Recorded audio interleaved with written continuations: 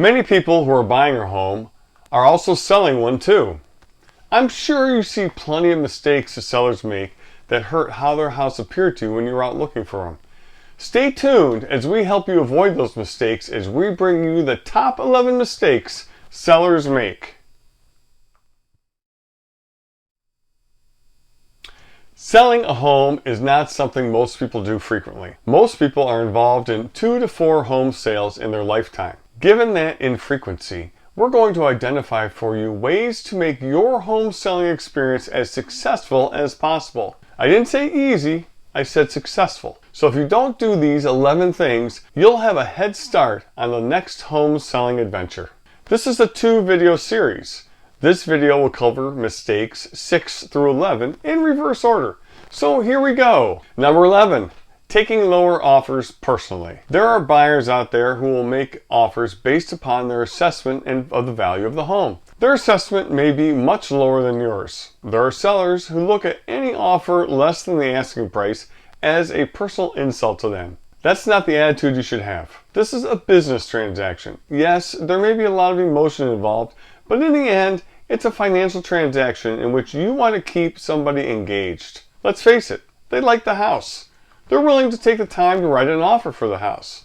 So it's something that they want. There's no insult there. They're just trying to get what they would perceive to be a good deal for them, as you are trying to get a good deal for you. If you want to be mad at the people who didn't write an offer. Don't take these things personally. Figure out where to find the mutually acceptable terms to get the deal to a transaction you both can accept. If you don't like the number, counter back with a number that works for you and keep things moving forward. Number 10, closely related to number 11, be flexible in negotiations. If you draw a line in the sand and say we are not taking any offers less than our asking price, which may have been set too high to start with, then you're going to have a problem. If somebody comes in with something less, well, you're just not going to negotiate. Well, you don't understand the fact that there is a give and take in negotiations, and then in order to have a win-win, both parties have to give up something. If you're not flexible in negotiations, you also have to keep in mind that negotiations occur in real estate in multiple phases. There are negotiations when talking about the offer price and coming up with acceptable terms and conditions. There are also negotiations that may occur during the inspection process. This is where the sellers believe that their home is perfect, or even if it's not perfect, if it's good enough for them, it should be good enough for anybody else. Flexible doesn't mean giving up your position. It means being reasonable. Number 9, not being flexible with showings. You have this home that you've got prepared and you're showcased well, and you want to put it on the internet for everybody who wants to come and see it. And every time they request to come and see it, you say no. It's a bad time for you. I'm working from home, or the kids have their homework to do, or I've got the dog, or we're having a party. Some excuse. Or you state that the home can be shown on Tuesdays and Thursdays between 2:15 and 2:45. You cannot be that restrictive on your showings. If you want a maximum amount of traffic to your home, which you should want, then you want the showings of your home to be as convenient as possible to the buying community, not an inconvenience. This means that whenever they want to see it, you need to try to accommodate that. Selling a home is going to be inconvenient. You want to get as many people in to see the home as quickly as possible and hopefully attract an offer and get the property under contract. Or you could have a protracted time on the market because buyers can't get a chance to see the home. This will impact the days on market, and that will increase the likelihood of either offers below the asking price or you having to reduce the price to attract people, who, by the way, you won't let in. Number 8, hoping for too much too quickly. We have a tendency to think that the world is going to beat a path to our property. Our property is unique. It's the best thing since sliced bread.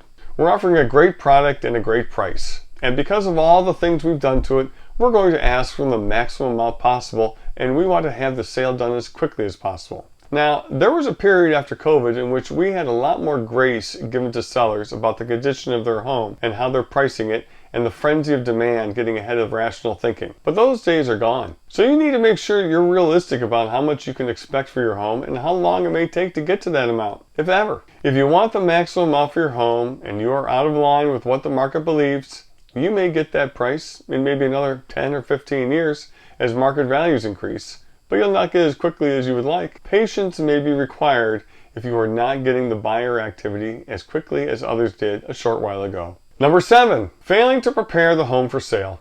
Homes require preparation before you put them on the market. A very simple analogy would be if you're going to trade in your used car for some new car at the dealership. You want to maximize how much they're going to give for your car. You're going to clean it up. You're going to get all the french fries and donut crumbs from underneath the seats. You're going to shine it all up as best you can and make it look as though you've been taking good care of this vehicle before you go and trade it in. You do that so you can get the most money for the trade. Well, you need to do the same thing for your house. Now, you may not be able to make it look brand spanking new, but clearly you can do some work to show that you have cared for this house. You want to convey that the house is in good shape, and that the next owners, the people who you want to pay the most amount of money possible for the house, feel the same way.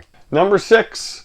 Not using professional photographers. So you've gone through the effort to make the home look presentable, but you have either used some cheap mobile phone or just some pocket camera to take pictures. You don't have good lighting, you don't have good angles, and you haven't put things in place to make the home look as attractive as possible. Now you're going to take crappy images and you're going to put them out on the internet for the world to see. Forever. Take the time and spend the money to use professional photographers or professional video if necessary to showcase your home to make it look as best as possible. There you have it, the first 6 of our top 11 mistakes that sellers make. Make sure you watch the second episode of this topic as we complete our list. Do you have some other mistakes to add? Post them on our comments below.